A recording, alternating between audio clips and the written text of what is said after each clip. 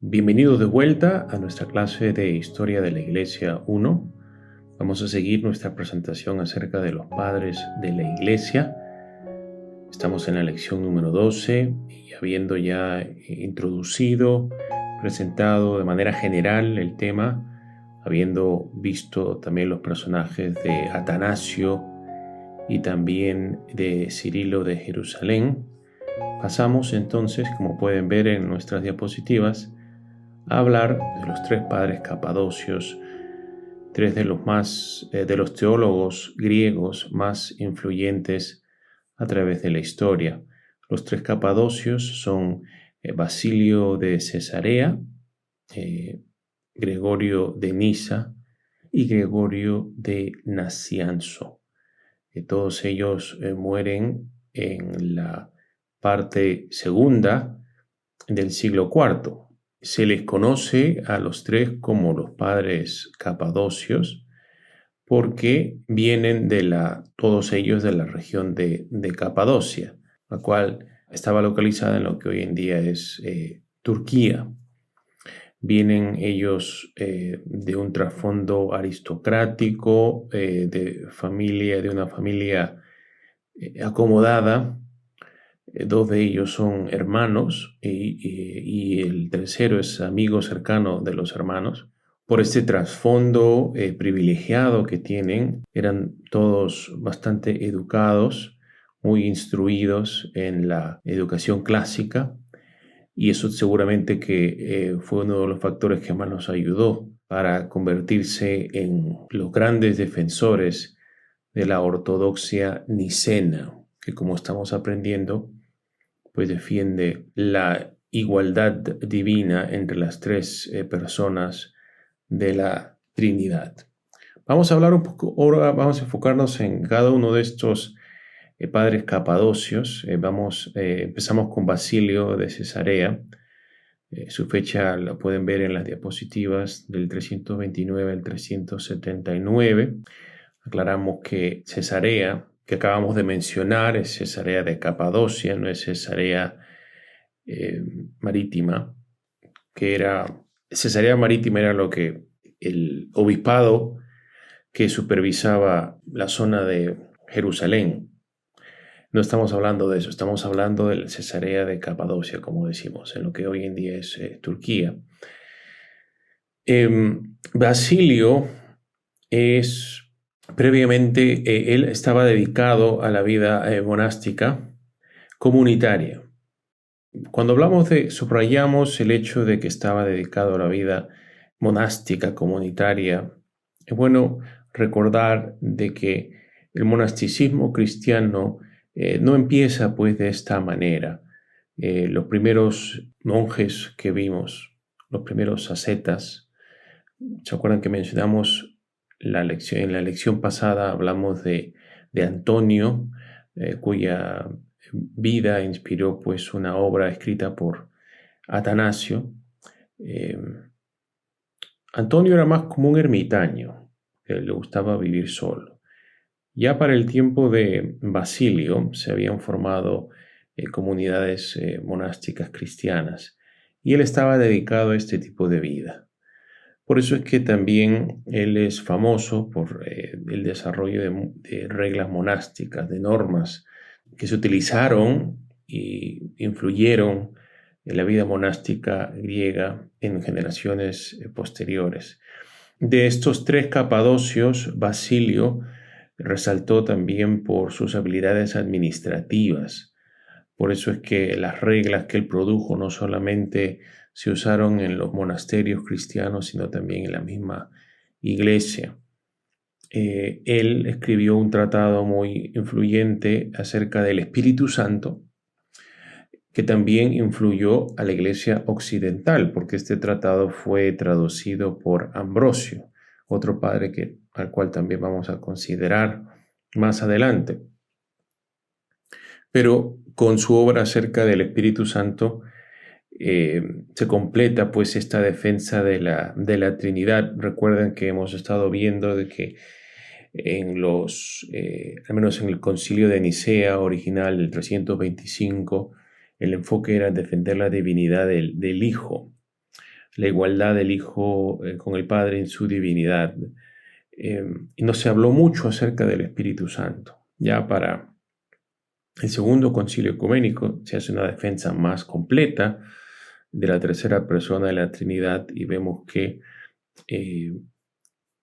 Basilio contribuye a este desarrollo, esta aclaración de la doctrina del Espíritu Santo con este tratado. Y este tratado, como estamos diciendo, no solo ayuda al cristianismo oriental, al cristianismo griego, sino también al occidental. Y él también contribuye a nuestra comprensión de la Trinidad,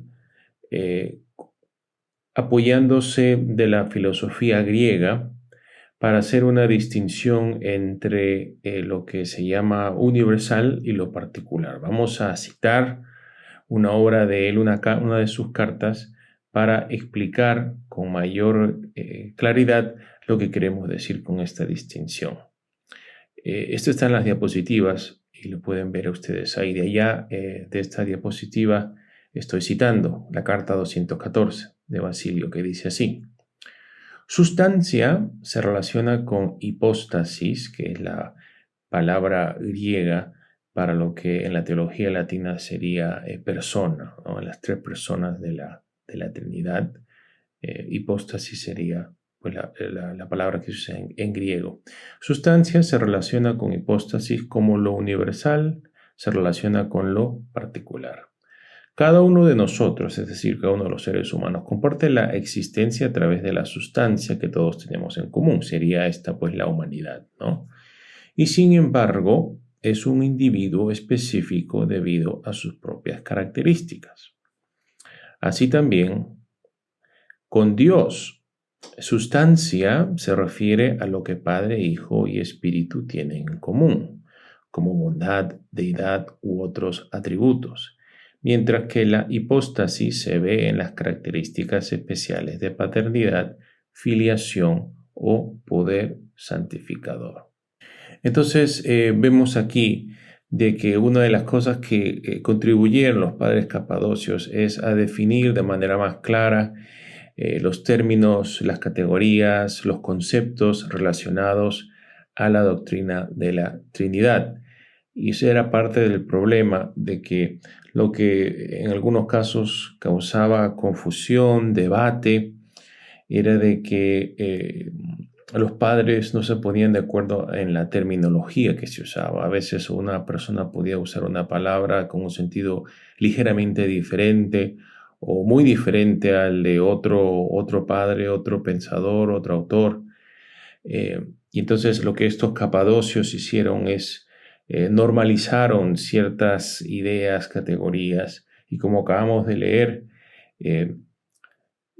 establecen o normalizan el término de sustancia, esencia, para referirse a lo que Padre, Hijo y Espíritu tienen en común. Estamos hablando de esa esencia divina, esa naturaleza divina, traducido en la cita que acabamos de compartir como sustancia.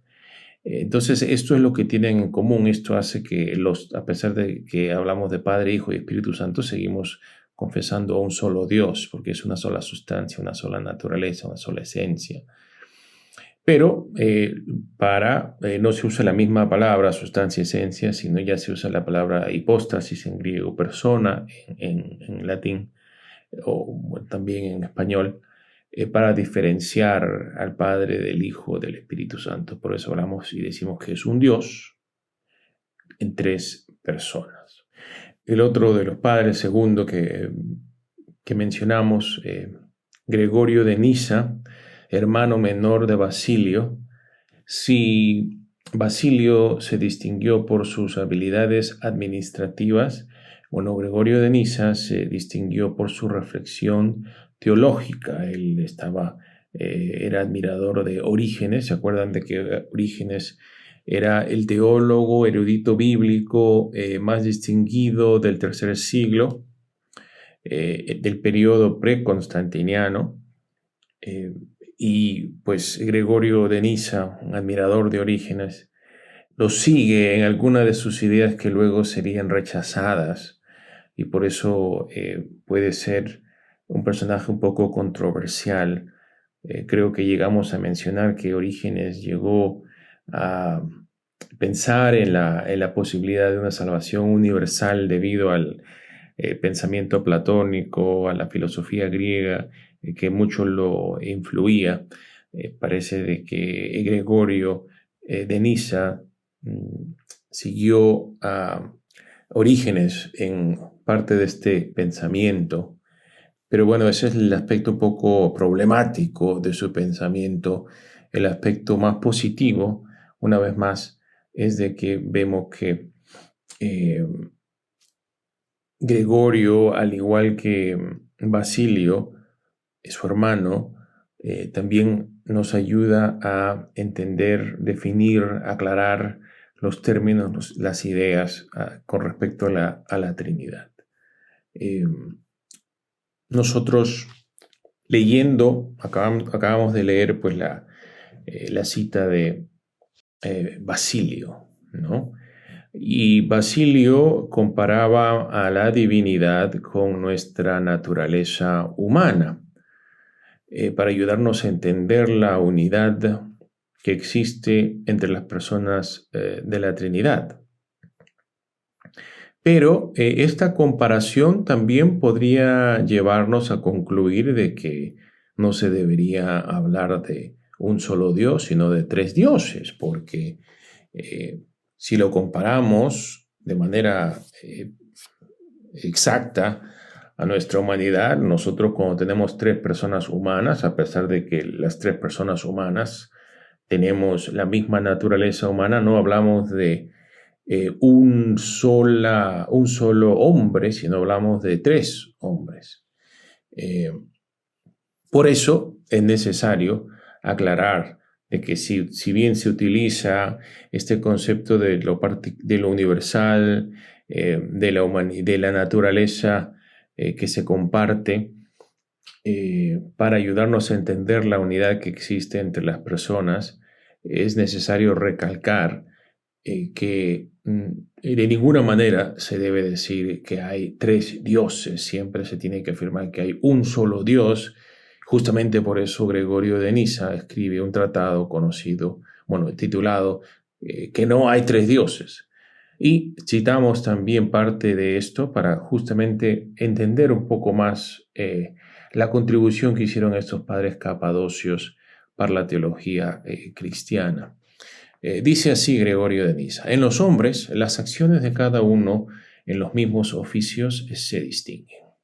Pero en el caso de la naturaleza divina no vemos la cosa igual. El Padre no hace por sí solo nada en que no tome parte el Hijo con él. Tampoco el Hijo no tiene ninguna operación propia independientemente del Espíritu. Por el contrario, todas las operaciones divinas tienen su origen en el Padre, proceden a través del Hijo y se perfeccionan en el Espíritu Santo. La Trinidad Santa realiza todas las operaciones, no por separado según el número de las personas, sino de suerte que no hay más que una moción y disposición de la buena voluntad que del Padre a través del Hijo desemboca en el Espíritu Santo. Por consiguiente, no se puede llamar tres dioses a los que conjunta e inseparablemente por medio de acción mutua realizan en nosotros y en toda la creación este poder y esta acción de control divino. Vemos una vez más entonces que nos ayudan los capadocios a entender por qué es que si bien hablamos de Padre, Hijo y Espíritu Santo, los distinguimos como tres hipóstasis, a tres personas, no hablamos de tres dioses.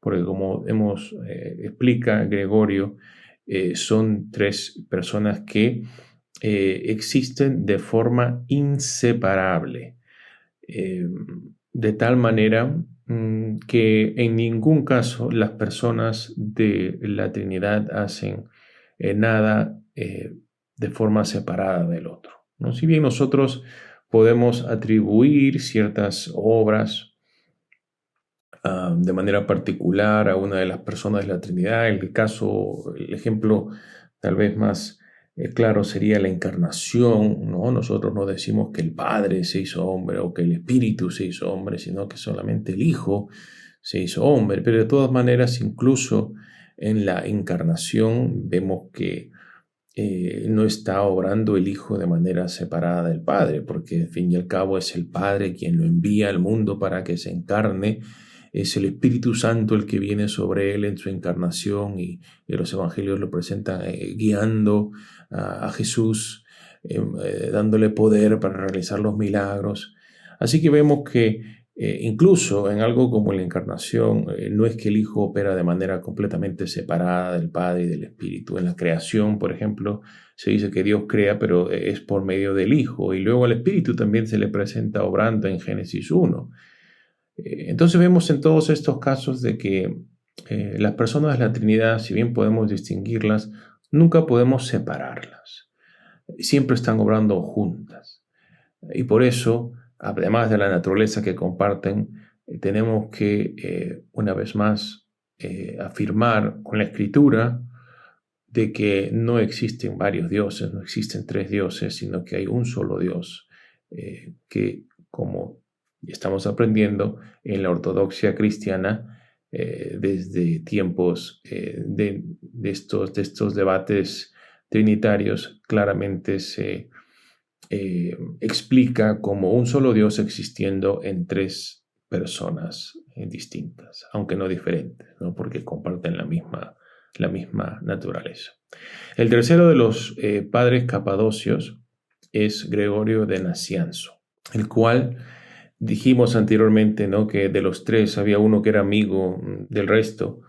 Gregorio, si bien no es hermano de sangre del otro Gregorio de Nisa, ni de Basilio, ciertamente era un amigo cercano de ellos y por eso se les menciona siempre juntos, porque a pesar de esta amistad también, como dijimos, tienen origen en la misma región.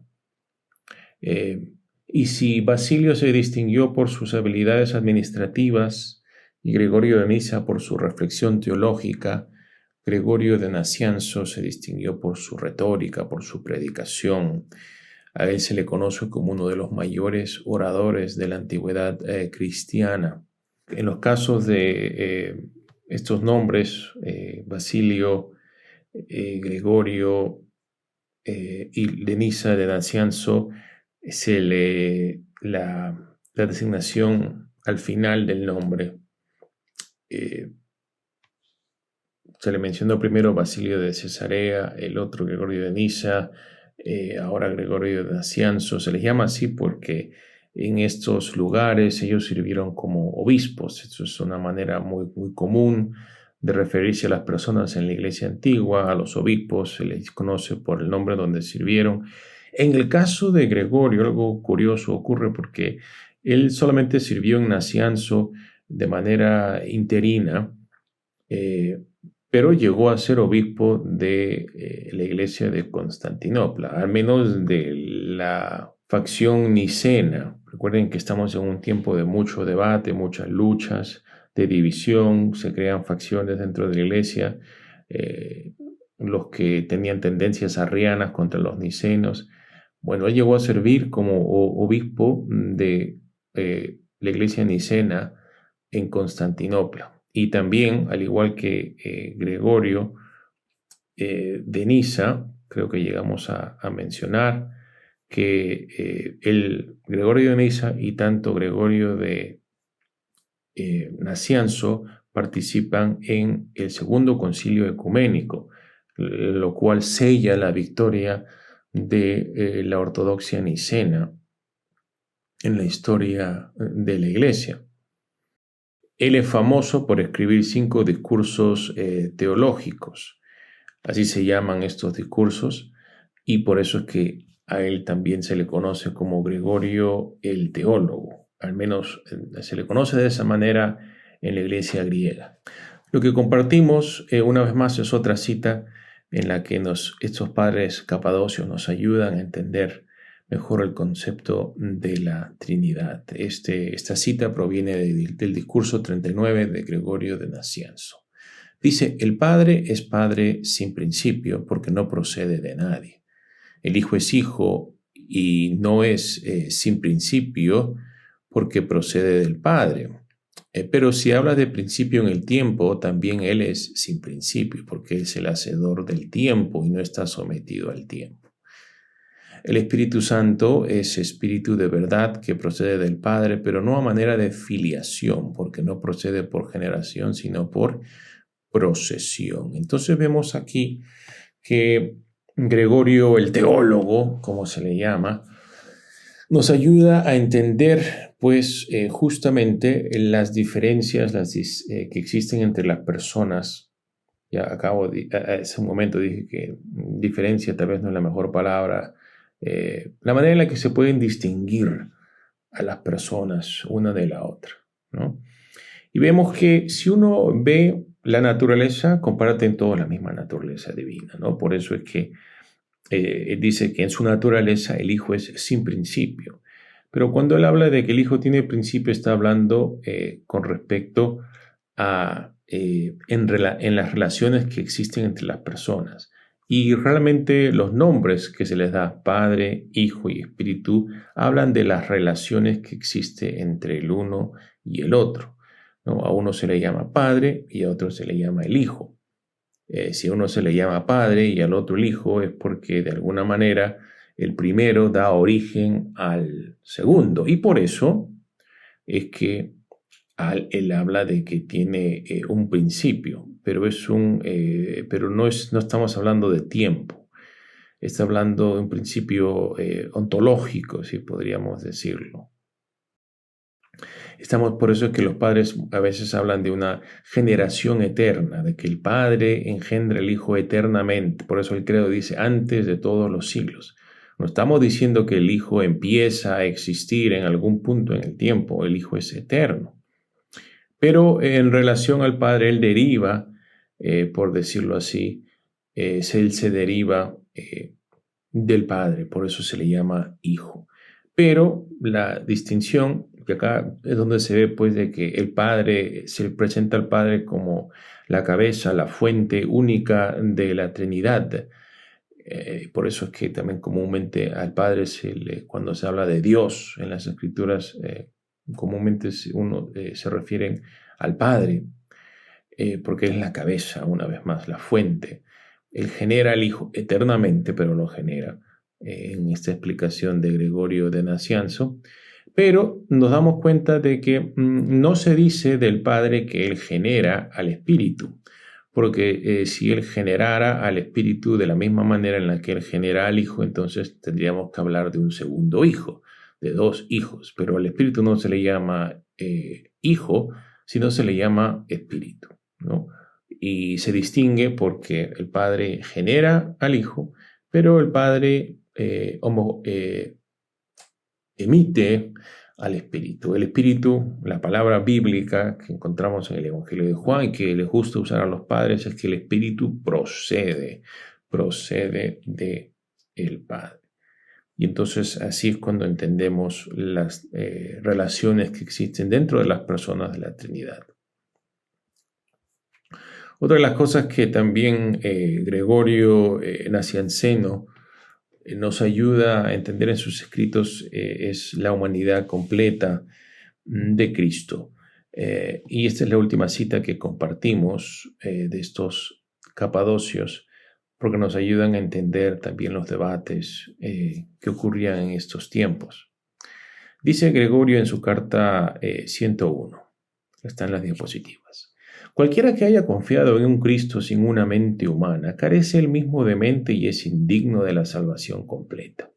Porque lo que Cristo no asumió, no lo sanó. Es lo que Él ha unido a su deidad que se salva. Si solo la mitad de Adán cayó, entonces sería suficiente que Cristo asumiera y salvara solo la mitad del hombre.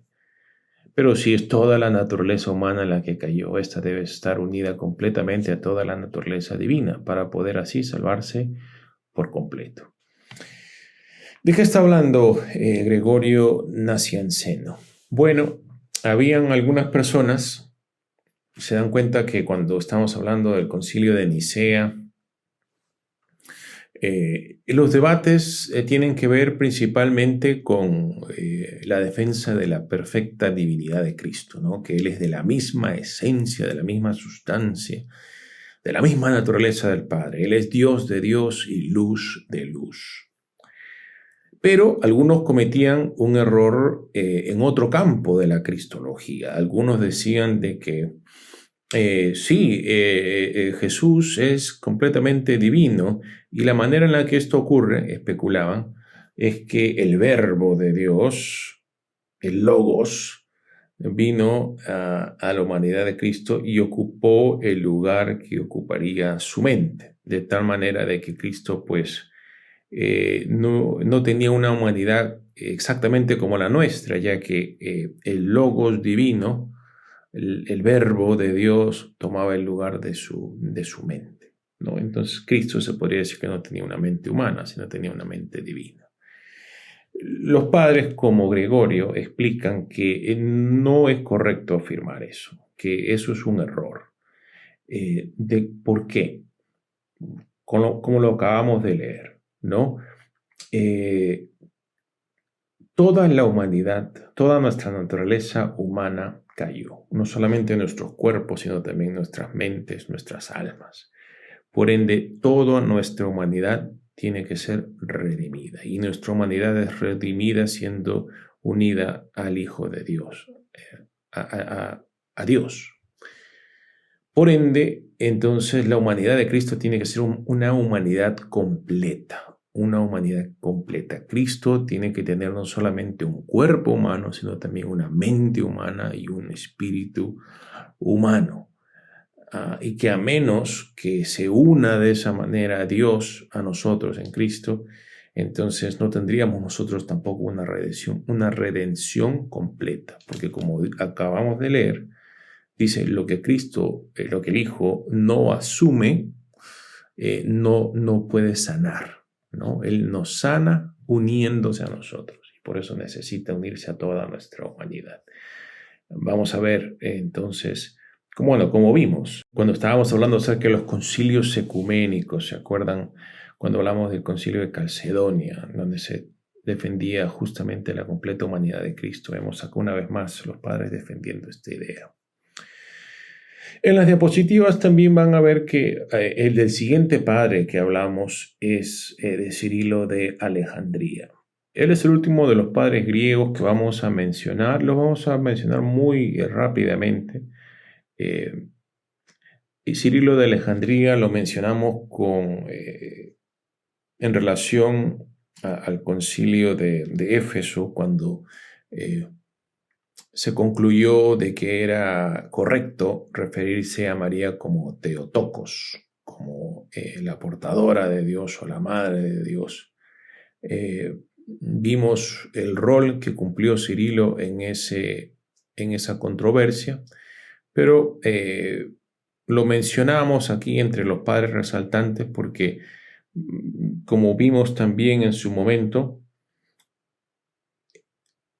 a Cirilo apelan grupos que se dividieron eventualmente, no solamente los que defendían la ortodoxia nicena y luego también los de Calcedonia, sino también los que rechazaron Calcedonia, afirmando de que en lugar de decir de que Cristo tiene dos naturalezas, la divina y la humana, se tendría que hablar de que solamente tiene una sola naturaleza. Entonces vemos de que a Cirilo, él influye a diversas ramas del cristianismo y eso es una de las cosas que lo hacen importante a él. Pero también tenemos una cita que es muy útil porque nos ayuda también a esclarecer el sentido en el que los padres se referían a María como Theotokos. Es importante esto porque muchas veces este término se malinterpreta, se aplica de manera errónea, por lo menos en el campo popular, en nuestro mundo hispano, ¿no? Vamos a leer lo que dice Cirilo en su tercera carta a Nestor. Y una vez más, todo esto está en las diapositivas. Dice, y puesto que según la carne la Virgen Santa ha dado a luz a Dios, unido personalmente a la carne, por eso decimos que ella también es madre de Dios. Esta palabra es Theotokos. No como si la naturaleza del verbo hubiera derivado el principio de su existencia de la carne, porque ya estaba en el principio, el verbo era Dios, el verbo era con Dios, y él mismo es el hacedor de los siglos, coeterno con el Padre y creador de todas las cosas. Vemos entonces una vez más Cirilo ya con una cita concreta, ¿no? Creo que cuando hablamos de esto en relación al concilio de Éfeso, no llegamos a compartir ninguna cita, pero acá vemos el pensamiento de alguien que participa y explica en el sentido en que se quiere decir de que María es Theotokos, también traducido como Madre de Dios.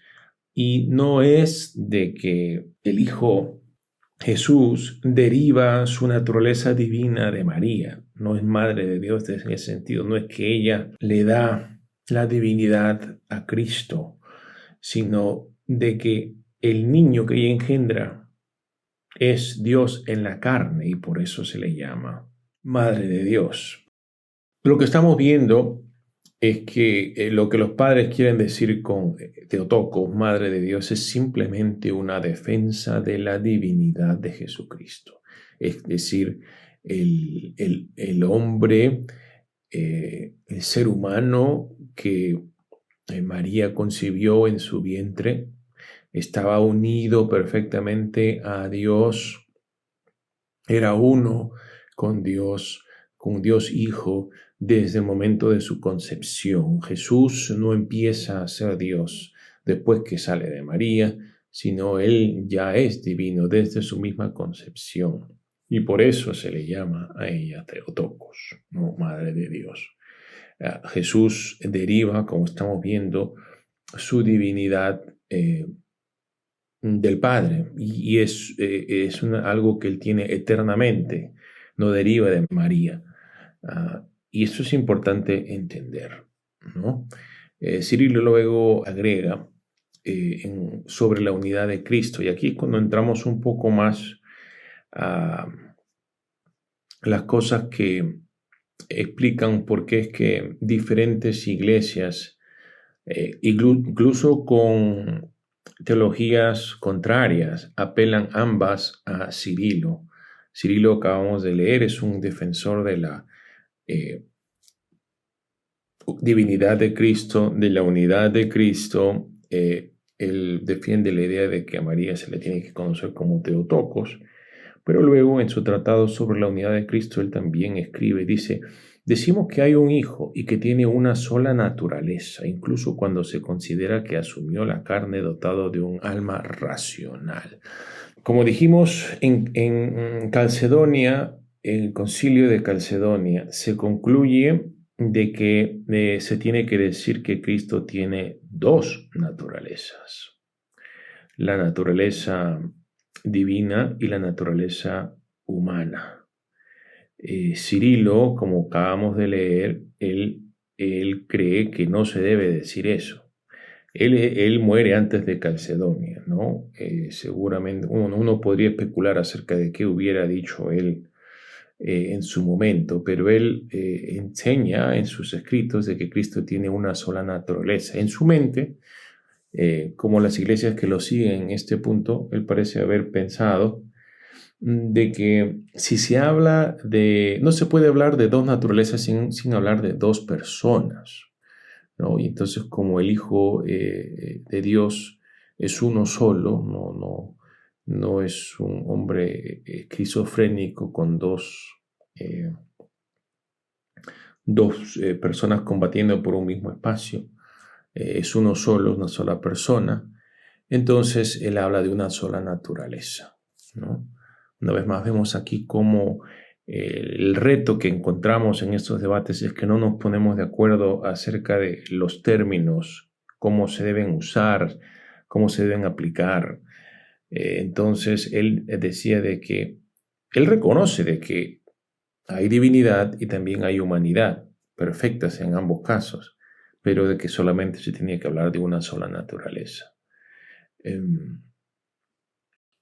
Por eso es que él desarrolla esto en una carta. Vamos a leerla aquí en la carta 45. Dice: la carne es carne y no deidad, aunque se hizo carne de Dios. De manera similar, el verbo es Dios y no carne. ¿Se dan cuenta cómo hablan de...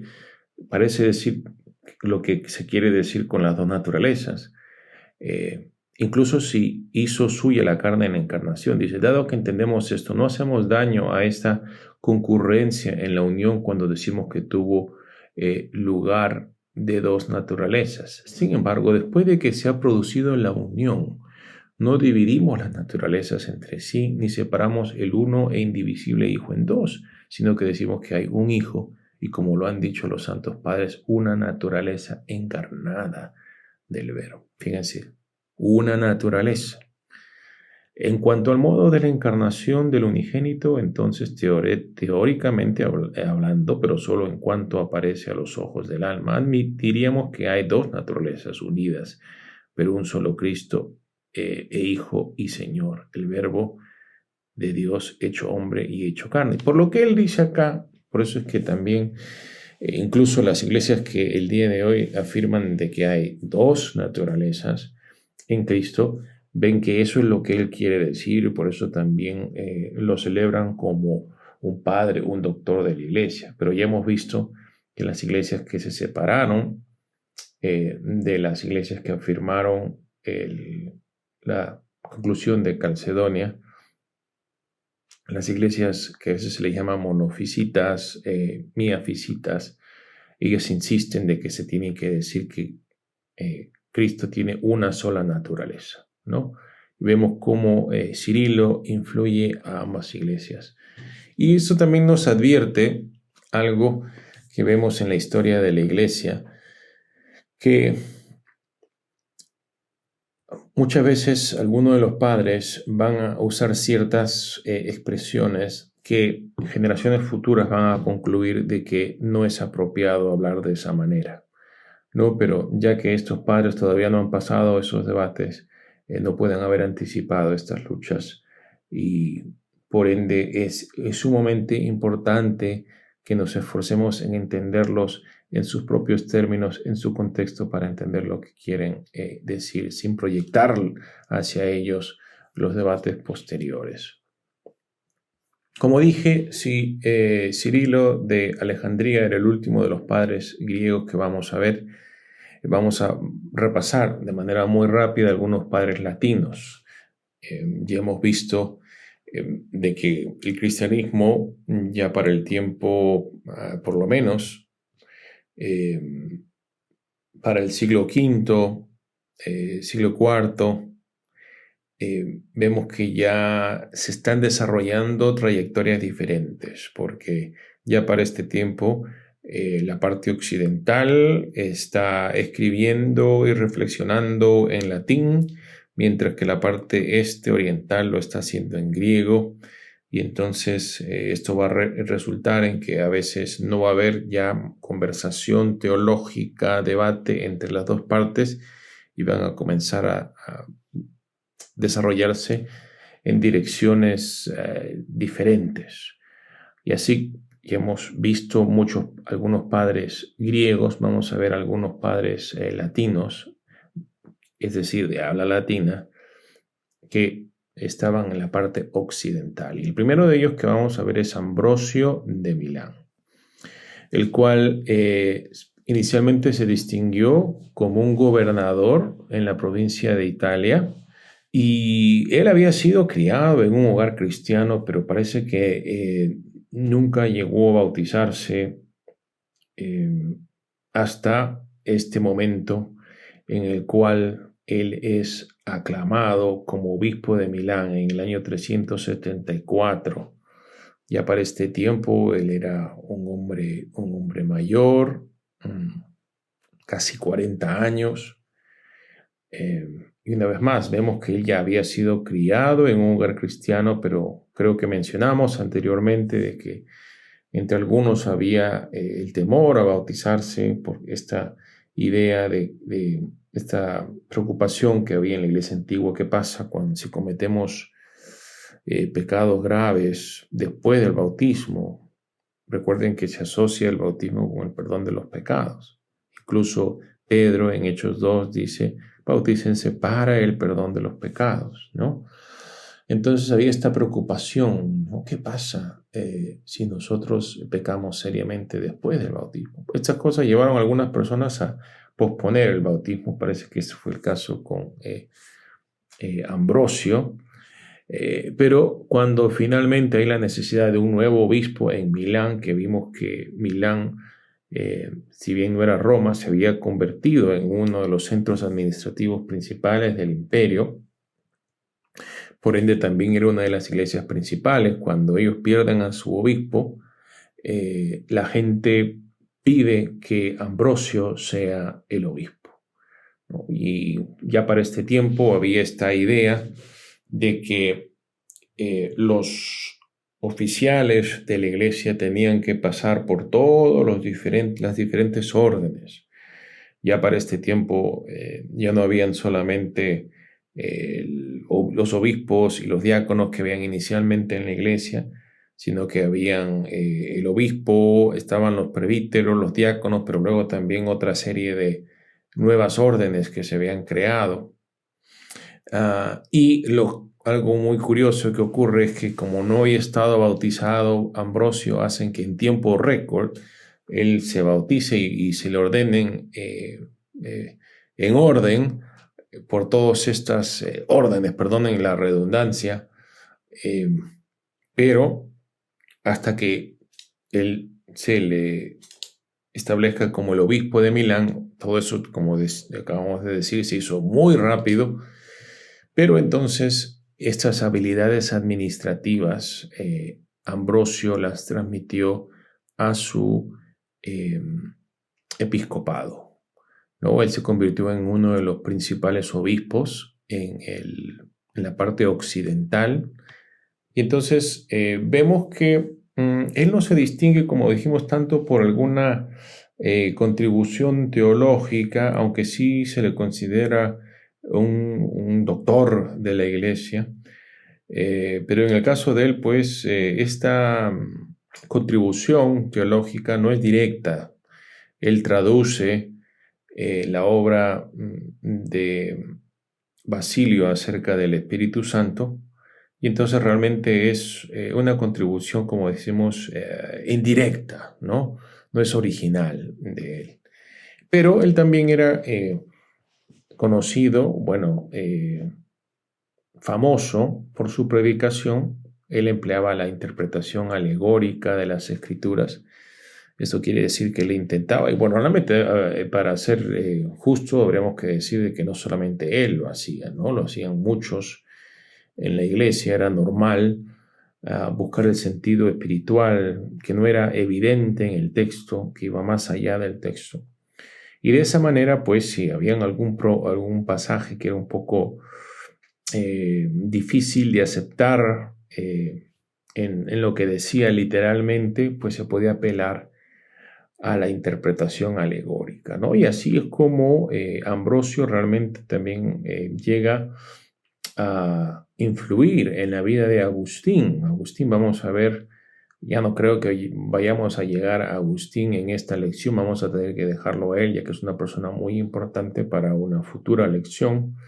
Pero Agustín, pues ya vamos a ver por qué es tan importante, pero Ambrosio también una de sus influencias es que Ambrosio es el que convierte, humanamente hablando, no sabemos que la conversión es producto del Espíritu Santo en el análisis final, pero pues Dios utiliza a Ambrosio para llegar a Agustín. Y una de las maneras que Ambrosio lo convence es justamente por esta interpretación alegórica de las Escrituras. Pero, como ya dijimos, esta contribución, impacto teológico de Ambrosio no es realmente original, ¿no? No es directo, es indirecto, porque él traduce las obras de otros, él convierte a Agustín, que se va a convertir en el gran teólogo, La contribución de Ambrosio tiene que ver más, como dijimos, en el área administrativa. Y una de las cosas por las cuales más se le recuerda a Ambrosio es porque él establece un precedente importante en la historia en la cual demuestra la superioridad de la Iglesia sobre el imperio, sobre el Estado, ¿no? Bueno, aquí hay que aclarar aquí algo, de que si bien nosotros acabamos de hablar de Cirilo de Alejandría, el cual vivió en el siglo V, fuimos un poco fuera de orden para terminar con todos los padres griegos antes de pasar a los latinos. Ahora que estamos hablando de Ambrosio, hemos retrocedido un poco en el tiempo. Ambrosio vive entre el año 339 y 397, entonces hemos vuelto al siglo IV, en este siglo en el cual vivía el emperador Teodosio, que es el que hace del cristianismo niceno la única religión oficial del Estado. Y lo que vemos con Ambrosio es que como él era el obispo de Milán, y dijimos que era un centro administrativo, él se convierte en el obispo de Teodosio, de este emperador muy influyente. Y Teodosio era un hombre pues, muy fiel a la iglesia. ¿Qué es lo que había ocurrido con Teodosio? Pues que en una de sus acciones imperiales, él castigó a unos rebeldes de una manera, parece haber sido un poco extrema. Parece que fue muy violento en lidiar con estos rebeldes. Y entonces Ambrosio determinó de que, ya que Teodosio era un cristiano, de que tenía que hacer penitencia, ¿no? Pero imagínense, ¿no? Que el obispo demande al emperador, a la cabeza del imperio, a que tenga que humillarse y hacer penitencia en la iglesia por los pecados que había cometido, para que él pueda también ser restituido plenamente a la comunión de la iglesia. Entonces vemos acá que realmente Ambrosio ejerció una autoridad muy grande, ¿no? Y si bien uno podría justificar todo lo que está haciendo aquí Ambrosio, vemos que este precedente también va a inspirar en el futuro, ya estamos yéndonos a lo que va a ocurrir después, algunos casos en los que los papas también van a querer establecer su autoridad sobre la de los reyes seculares. Bueno, primero voy a citar de la carta 17, que menciona otro ejemplo en el cual se ve pues la influencia que tuvo Ambrosio sobre el mismo emperador. En la carta 17, dirigiéndose al emperador, escribe Ambrosio: usted, cristianísimo emperador, le debe a Dios tanto la fe como el celo, el cuidado y la devoción por la fe. Entonces, ¿cómo pueden algunos esperar que usted sienta que es su deber ordenar la restauración de altares a los dioses paganos y ofrecer sacrificios profanos? Lo que pasaba era de que había algunos en la élite romana que todavía eran paganos y querían que el imperio pues restaure algunos de los templos o les den algunos de los edificios de la iglesia para sus propias actividades religiosas. Y vemos que Ambrosio es de la idea y lo influye el emperador diciendo: usted es un emperador cristiano, por ende usted no tiene que darle nada a los paganos, ¿no? Usted solamente como hijo de la iglesia tiene que defenderla por encima de todas las cosas, ¿no? Y no conceder ningún favor a las falsas religiones, ¿no? Y eso es lo que acabamos de leer. Por eso él llega a amenazar al emperador. Dice: si se decreta algo distinto de lo que recomendamos, los obispos no podríamos tolerarlo con satisfacción e ignorarlo. Usted puede venir a la iglesia, pero no encontrará ningún sacerdote o encontrará a alguien que le dé la cara. Entonces se dan cuenta cómo le dice: usted no puede hacerle favores a los paganos. se lo estamos dejando claro, pero si usted decide actuar de manera diferente a lo que estamos recomendando, viene a la iglesia y no lo vamos a atender, ¿no? Entonces se dan cuenta una vez más. Realmente mucha influencia la que ejerce Ambrosio sobre el emperador. Y aquí vemos una vez más en este sermón contra Ausencio la autoridad que ejercía Ambrosio. Esta es la última cita que tenemos de él en las diapositivas.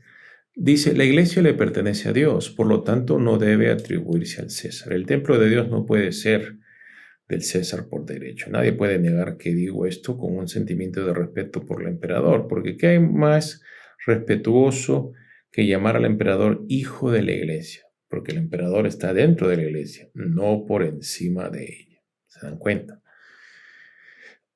Pues habla de esto porque, como dijimos, habían personas que pedían de que el emperador les conceda edificios para sus templos paganos.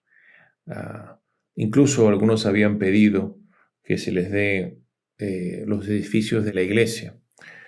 Ambrosio, ¿no?, dice de que estas iglesias son templos de Dios, no son del emperador. El emperador no tiene que disponer de ellas porque no le pertenecen, y que debe contentarse con su rol como hijo de la iglesia, ¿no? Y que no hay nada más respetuoso, nada más honroso que llamarlo de esa manera. Se dan cuenta que lo influyente y la autoridad que ejerció Ambrosio. Otro personaje es el último padre que vamos a resaltar en este repaso. Ya vemos que vamos a tener que cambiar un poco el plan original que vemos en el sílabo. Vamos a dejar a Agustín, porque no podemos dejar de hablar de Agustín. Así que le vamos a dedicar una lección a él mismo, solo a él. Pero mencionamos, para terminar, a Jerónimo, otro de los padres latinos sobresalientes. En el caso de Jerónimo, él es realmente, mencionamos hace unos minutos a Orígenes como el erudito bíblico de la iglesia preconstantiniana. Jerónimo vendría a ser pues el erudito bíblico de la iglesia latina imperial. Él fue ordenado Jerónimo, y ya con Jerónimo llegamos a entrar al siglo V. Fue ordenado presbítero por Paulino de Antioquía, pero con la condición de que tenga la libertad de dedicarse a la vida monástica, ¿no? Vemos una vez más aquí a uno de estos padres que realmente admira, practica la vida monástica. Vemos esta tendencia, ¿no?, que existen entre los padres a dedicarse completamente al cristianismo, a sus responsabilidades, a su llamado, lo cual hacía que decidan quedarse célibes, ¿no? Pero como dijimos, Jerónimo resalta por ser un erudito bíblico, ¿no? Él produjo varios comentarios, pero de todas sus contribuciones, seguramente la más importante de todas es que él fue el que produjo la traducción de la Vulgata. La Vulgata va a ser la traducción al latín que se convertiría en la Biblia oficial de la Iglesia occidental, de la Iglesia de habla latina. La Vulgata, la cual era pues incluso la Biblia oficial de la Iglesia Católica Romana en tiempos de la Reforma. El traductor de esa obra es Jerónimo, ¿no? Y eso es lo que hace de él un padre tan resaltante. Curiosamente, a pesar de que Jerónimo es el traductor de la Vulgata, de la cual se convertiría en la Biblia oficial de la Iglesia romana, y si bien el obispo romano que le pidió que haga esta traducción, produce un canon bíblico que defendería el Concilio de Trento durante la Reforma, o mejor dicho, durante la Contrarreforma. Jerónimo, por su parte, él parece haber creído en un canon que era básicamente el canon protestante. Las razones voy a dejar que ustedes las lean en las diapositivas, en la cita. La cita es larga y ya estamos llegando a la hora de nuestra clase, así que no vamos a dejarlo, queda pendiente para que ustedes lo puedan revisar de esa manera. Están en las diapositivas. Él hace una lista de todos los nombres de los libros que él cree que deben ser parte del canon. Y vemos que es básicamente el canon protestante, ¿no? Y una vez más esto es curioso porque estamos hablando de el traductor de la Biblia oficial de la Iglesia Romana, pero vemos la importancia de Jerónimo por eso. Y bueno, ya vamos a terminar con Jerónimo de esa manera. Acá vamos a concluir esta lección número 12 del curso de historia. Como ya dijimos, no hemos llegado a entrar a empezar a hablar de Agustín. Él es un personaje tan importante que vamos a dedicar la siguiente lección solamente para Agustín. Muchas gracias por su atención en esta hora. Vamos a terminar con una oración. Padre, te damos las gracias, Señor, por la oportunidad que nos das de seguir estudiando este curso de historia de la Iglesia. Ayúdanos, Señor, a apreciar la importancia, el valor para la edificación que tienen todos los eventos, personajes, sucesos que estamos repasando. Ayúdanos a crecer en nuestra comprensión del Evangelio, de tu Iglesia, y a crecer también en nuestra fe y amor por ti y por el prójimo. Te lo pedimos todo en el nombre de Jesús. Amén. Nos vemos en la próxima lección, hermanos. Dios los bendiga a todos.